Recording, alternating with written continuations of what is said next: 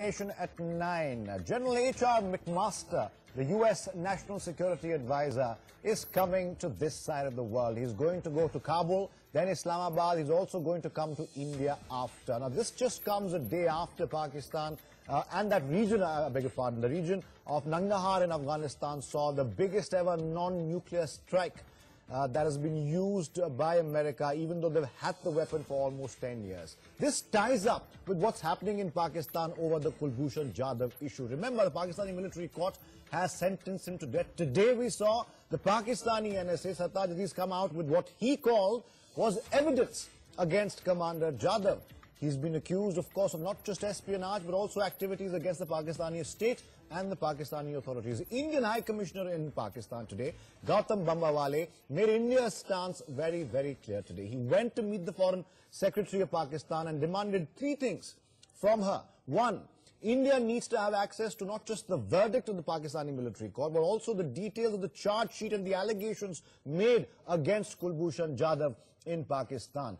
Remember, there has been absolutely no view on what exactly the charges were, whether or not he was given a lawyer within or any sort of legal representation within that military court that sentenced the man to death. India made that very clear today, even as Pakistan is trying and embarrass India by claiming that India is sending spies in its own backyard. There's a sinister game going on right now, and there are various theories to it. We'll try and explore Pakistan's game today and try and understand what they hope to achieve by the entire Kulbhushan Jadhav issue, and what they hope to do as far as India-Pakistan relations are concerned. How will McMaster feature into this? How will the Trump administration feature into this? All of that in just a bit. First, take a look at what we filed. Our war on terror begins with Al-Qaeda, but it does not end there. It will not end until every terrorist group. Our war on terror begins with Al-Qaeda, but it does not end there. It will not end until every terrorist group of global reach has been found, stopped. That's when the world awoke to the war on terror.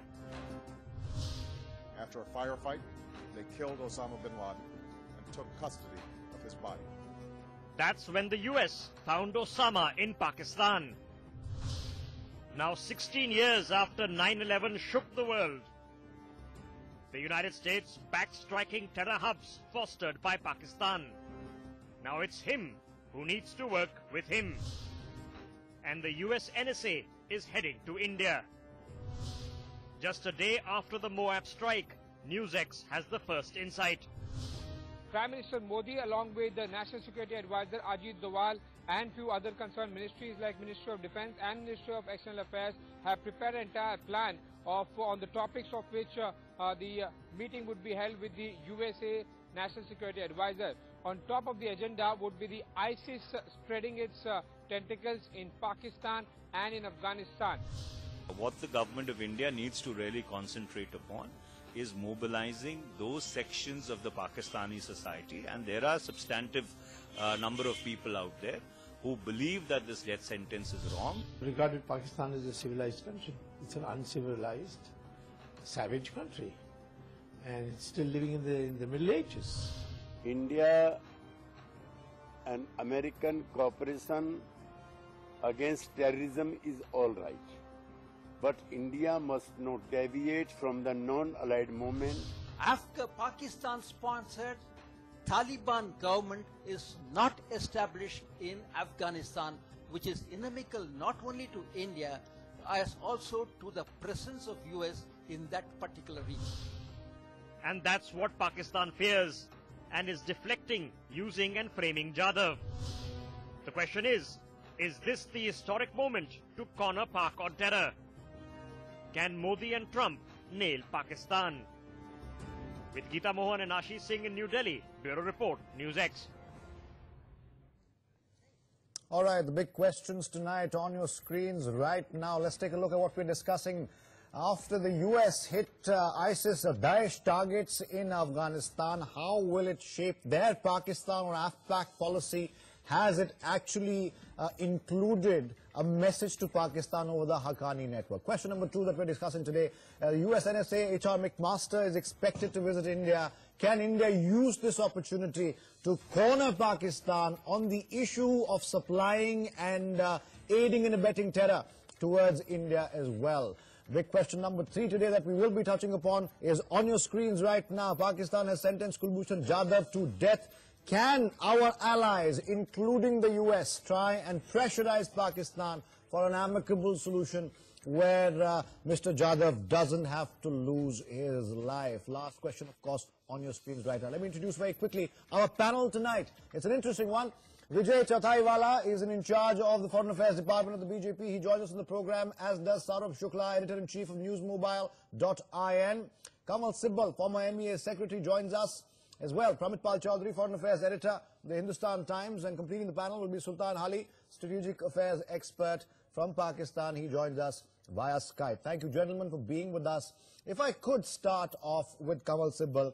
Mr. Sibbal, clearly we've been covering the Kulbhushan Jadhav issue ever since it broke, and the recent developments really would indicate that the Pakistani military establishment is clear on one thing. They want to use the Jadhav issue to try and embarrass India in one way or the other, claiming to be victims of shenanigans of a different kind. That much is quite clear. Do you think McMasters' visit to Kabul, Islamabad, and of course to New Delhi could be turned into an opportunity to finally get America to talk some sense into Pakistan, or especially in Mr. Jadhav's case?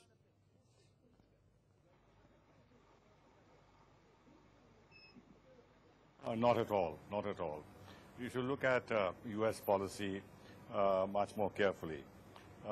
They have not sanctioned Pakistan. They don't have the intention to sanction Pakistan, despite the fact that Pakistan continues to support the Haqqani group, and Pakistan has caused so many casualties on American soldiers operating in Afghanistan. And everybody knows that they shelter the Taliban, and Osama bin Laden was eventually finally discovered hiding in Pakistan. So they have forgiven all this. Even on the Mumbai attack where 6 Americans were killed, even that has not pushed America to be hard on Pakistan. And very lately, as you've seen, they have increased their economic aid to Pakistan and also military aid by a fraction, but nevertheless, it has been increased.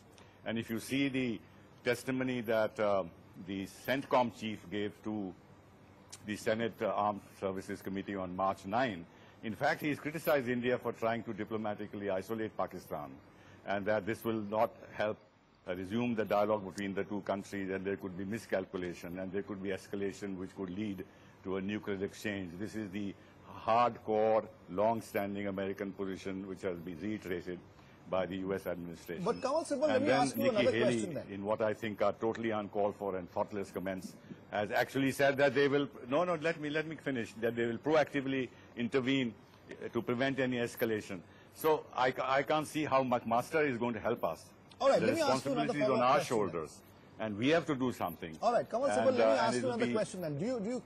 The statements coming out of the Pentagon, if you look at them carefully, and also the Foreign Office, the State Department of the US, of course, one of those statements, a point-blank question was asked to the spokesperson, and in that statement, he did say that Pakistan needs to realize it has to do more to try and destroy and dismantle the Haqqani network. Now, this came a day after the biggest non-nuclear strike ever in the AFPAC region by the US. Now, I understand that the reason behind the Moab strike could have been, well, domestic for Trump. He's, of course, facing a lot of heat in the country. He needs distractions. I understand that completely. But the question really here is, will Pakistan, because of its status, wanted or otherwise, as an ally of the US on its war on terror, do you believe Pakistan will use the Jadhav issue successfully to try and point fingers to India, perhaps earning us a word or two from the State Department in the US?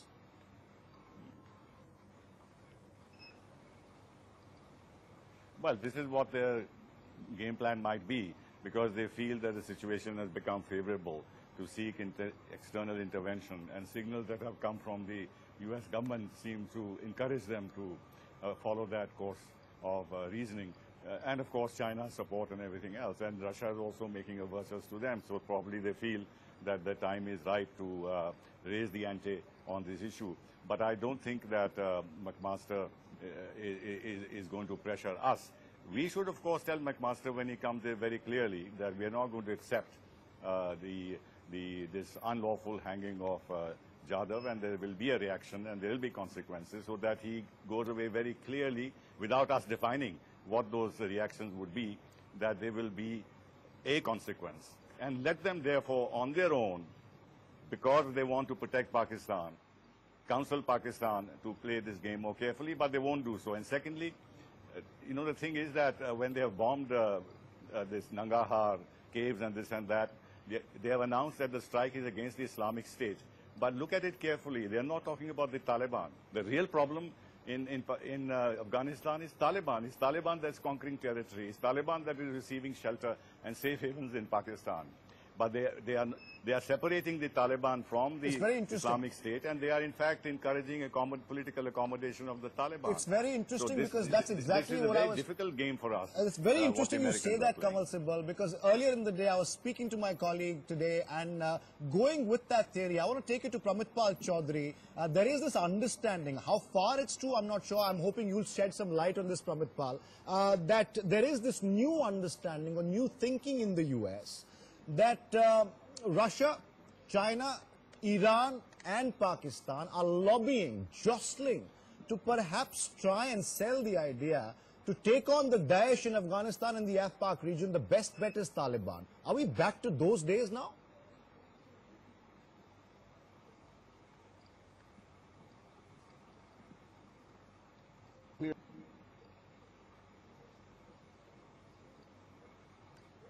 All right, we don't have Pramit Chaudhari, unfortunately. I believe Saurabh wanted to come in here. Saurabh, make your point now before I go back to Vijay, Chauthaiwala, as well as Sultan Hali. Go ahead, Saurabh. Yeah.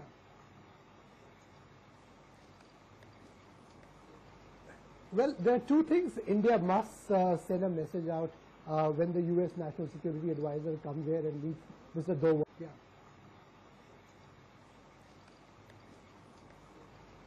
Well, there are two things. India must send a message out when the US National Security Advisor comes here and meets Mr. Doval. One is that for India, the core concern is that of terrorism. You have a government in Pakistan and an army and ISI which has been perpetrating terrorism against India. So there is no way that India will want US to mediate in any way. It should get India's core concerns of terrorism addressed, because there are linkages of these terror groups to groups which are attacking the US and other democratic countries as well. The second thing, on the Kulbhushan Jadhav issue, this is a clear-cut case of an Indian national abducted from a third country. Obviously, while a third country happens to be Iran, US may not be very sympathetic to where Kulbhushan Jadhav was abducted from, but Pakistan, clearly there is evidence there was an Indian businessman who has been abducted, and human rights violations are happening. Don't forget, US upholds human rights cases. There have been cases where US has intervened and sensitized governments. Clearly, India should make a clear case that Indian national human rights is being violated, and the government of India and the people of India are outraged about that. India must make some noise, because that is what is very important. In diplomacy and in statecraft and strategic affairs, it's very important for you to give the right messaging. For India, it's very important that it sends the right messaging to US, and terrorism and Kulbhushan Jadhav issue, where human rights violation by Pakistan is clearly evident. I'm not sure how much India can impress upon the US. I'm not entirely sure or convinced about how much pressure India can exercise over the US to try and interfere, or at least try and help in the Jadhav matter. According to my information, the Pakistani establishment is quite convinced that they have to execute Jadhav to pull off. I have a slightly different issue. Yeah, go ahead. No, there have been instances where pressure by international community has made sure that hangings have been deferred. It's happened in the case of Indonesia, in far worse cases. Obviously Pakistan will try very hard. See, often these cases are made out to make sure there's a bargain in the process. Clearly, Pakistani army is trying to outsmart the government which gave a statement that there was no case against Kulbhushan Jadhav. Clearly, the same government is saying we have enough evidence. Civilian government. But yes, there are enough pressure levers that the US and other countries have. Okay, all right. I want to go across to Vijay Chauthaiwala. There are enough pressure levers. So I'm saying that we need to make a concerted campaign and work on a couple of levers here. All right, and couple of clearly. Going back to McMasters, Vijay Chauthaiwala, he is going to come here after he visits Kabul and Islamabad. This is his third leg of this tour. He wants to get a hang of what exactly is happening in Afghanistan and Pakistan right now. Because remember, McMaster is no greenhorn. He served in Iraq, he served in Afghanistan, so he knows the lay of the land. He knows about the Haqqani network. He knows about how Pakistan bankrolls these terrorists as well, or Pakistani agencies do at least. How do you think McMaster's visit could perhaps impact not just the Jadhav case, but the future policy towards Pakistan, or the Indian policy towards Pakistan as we go along from here? How do you think the Indian government is going to tackle it? Mr. Doval is supposed to meet him as well. He's already met him once, remember. Mr. Doval has gone to Washington. He's met his counterpart there before as well. This is just going to further that bond.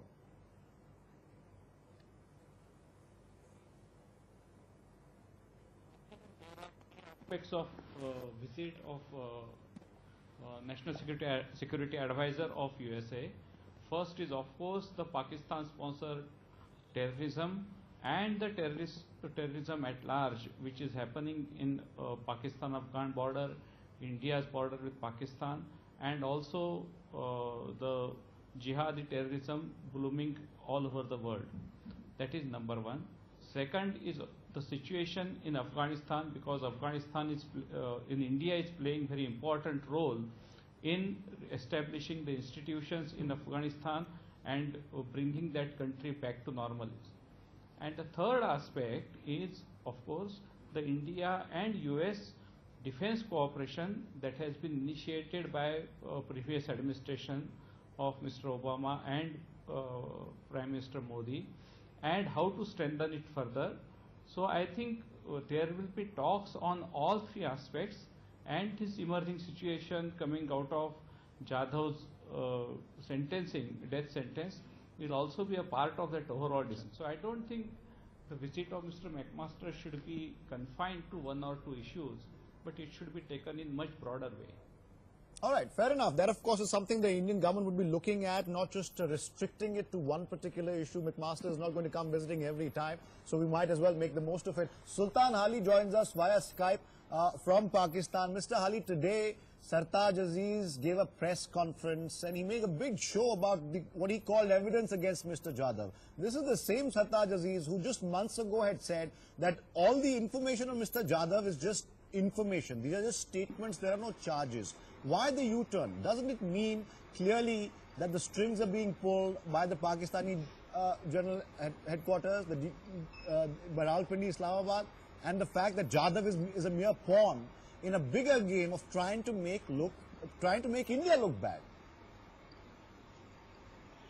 Well, to start with, nearly 5 months have passed since Sartaj Aziz made that so-called statement, and if you recall, even after having made that statement, he had retracted it the very next day. And in this period, the Pakistan Army says that it has taken 3.5 months to conduct this field general court-martial. So obviously it had ample time to collect all the evidence. And Sartaj Aziz, in his press conference, has issued the charge sheet, which is against Commander Kulbhushan Jadhav. So these are formal charges. I have actually a counter question. There have been more than 24 or so spies, so-called Indian spies, arrested in Pakistan. Some of them were hanged, some of them suffered incarceration for more than 3 decades, some were returned, some died in the during incarceration. So there has never been such a hullabaloo as in the case of Kulbhushan Jadhav. Why is that? Well, it's the life of an innocent citizen, sir, and every citizen who's found behind enemy lines, and he's a civilian, let me remind you, the Indian government is very clear. He was a naval officer. He has nothing to do with any agencies in India anymore. When you say, why is there a hullabaloo now? There was a hullabaloo when you killed Sarabjit also. I want to answer this and say what? Go ahead, Saurabh.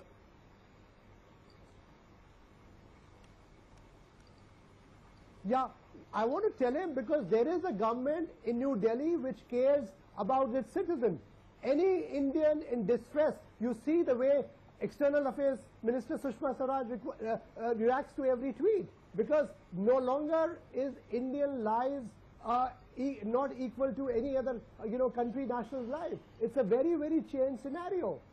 Prime Minister Modi values every Indian who's in distress, and that's the reason why you see the government of India making such a strong statement on Kulbhushan Jadhav. Sultan Hali, I hope you got your answer. You just have to tell your government to stop human rights violation and stop. That's the real reason. I have covered diplomacy strategy for very long. I can tell you this is the marked shift in India's diplomacy, and that's the reason why it's happening, because of the fact that you have a proactive Prime Minister.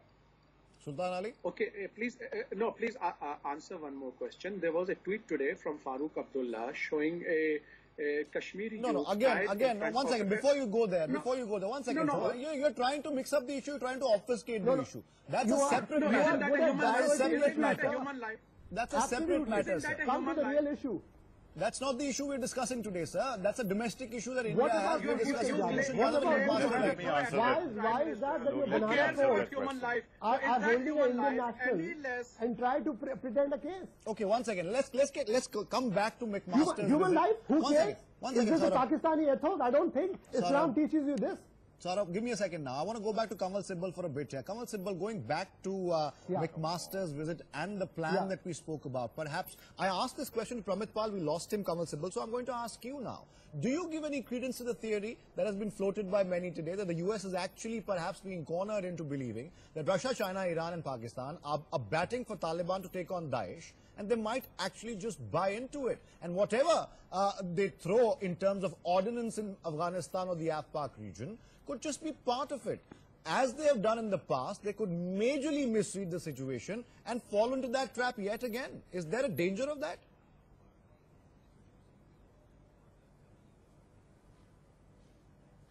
No, before I answer this question, let me address the earlier question, which is that Yadav was arrested in March last year, a year ago.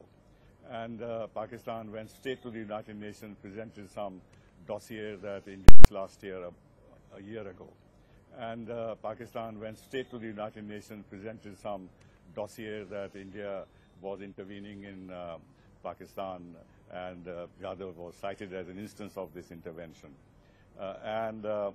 In December, our friend Sartaj Aziz says that there is no information, there is insufficient evidence. This is after 9 months of having this fellow in custody, and also having obtained his confessional statement. 9 months after that, the Pakistani advisor on foreign affairs says there is insufficient evidence. Then they try this Yadav in a military court. They court-martial him, which is extremely unusual, because in the meantime they have changed their laws. They don't give any consular access to Jadhav. So this is a flagrant case of actually, as we rightly said, an intention to commit a premeditated murder. He's not been allowed to, his charges against him have not been made known, no evidence has been prevented. Even now they talk only about his confessional statement, etc., etc. So that's the reason why there's agitation.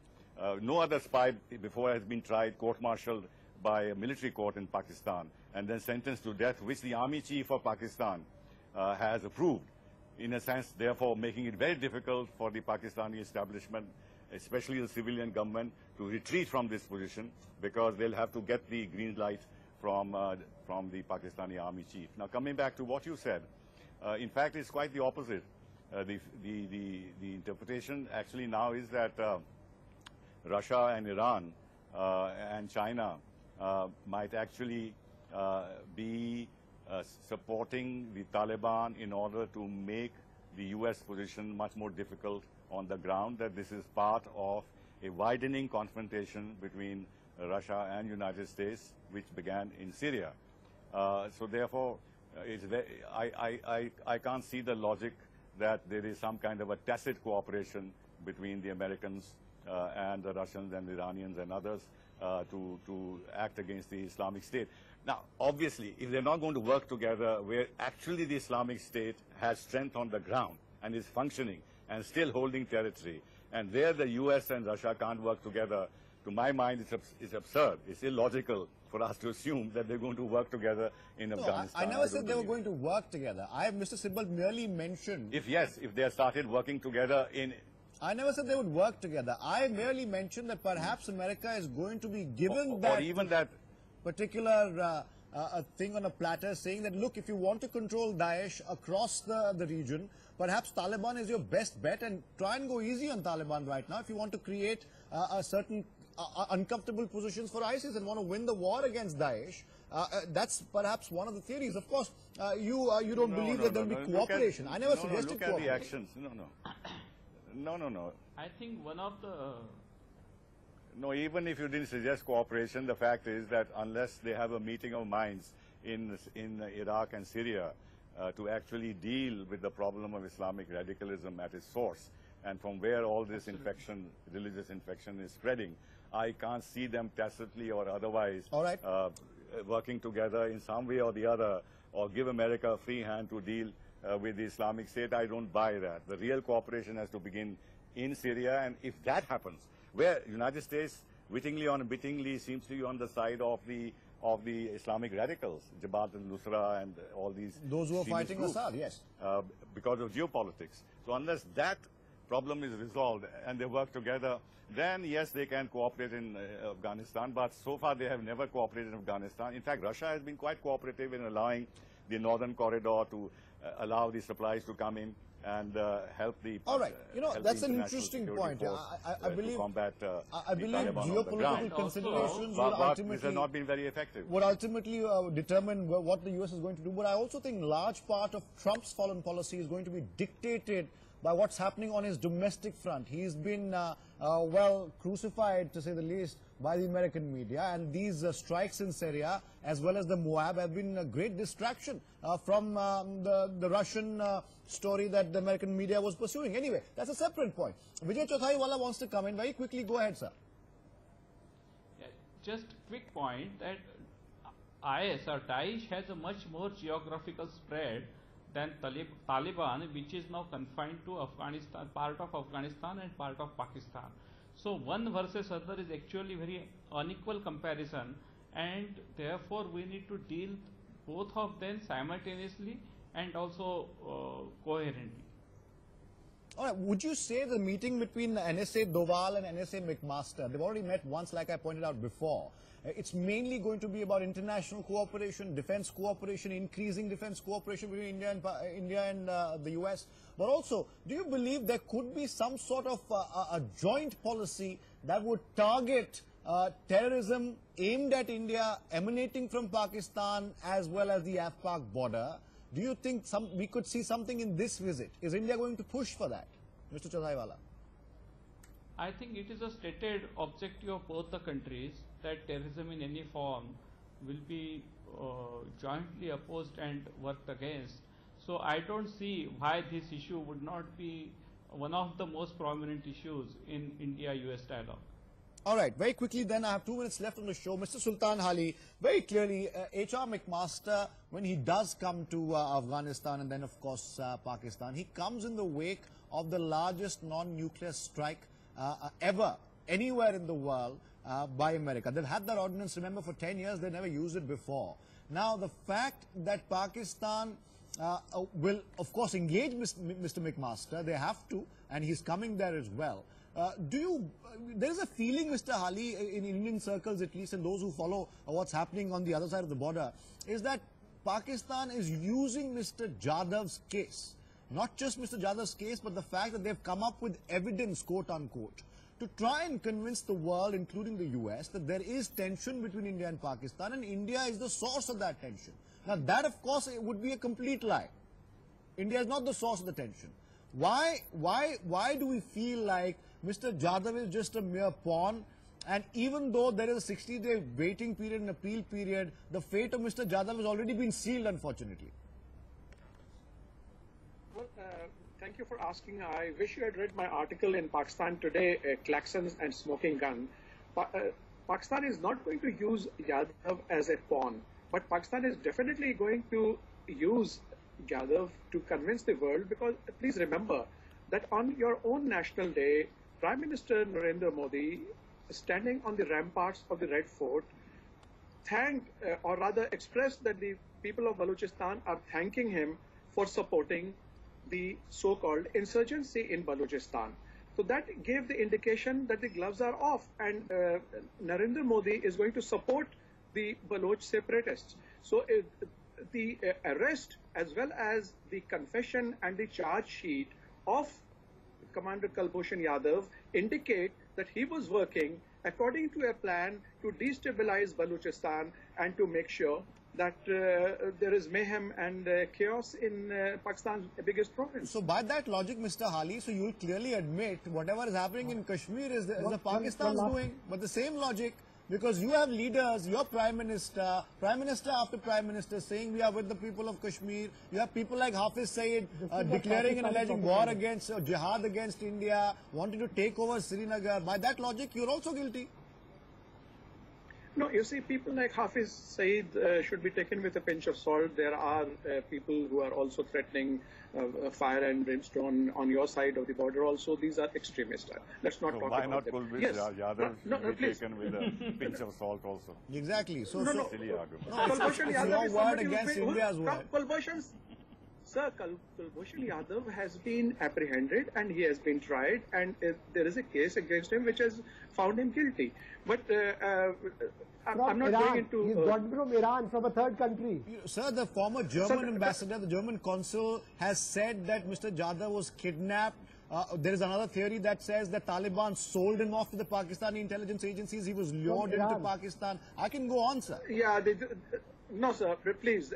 Kulbhushan Jadhav had a passport with a fake name indicating Mubarak Patel. What was he doing with that? What was he doing with this fake passport? Fake passports can be manufactured, sir. It's not a big deal for any intelligence agency in the world. They all have fake passports. Anyway, that's not the issue here. I'm run out of time completely. My apologies to Pramit Pal Chaudhary. We lost your connection there, Pramit. You create everything. We lost your connection, Pramit, and we are completely out of time. And I do apologize to you. You couldn't participate in the debate. I do also thank Mr. Sultan Hali for joining us, Kanwal Sibbal, as well as Saurabh Shukla and Vijay Chauthaiwala. That's debate number 1.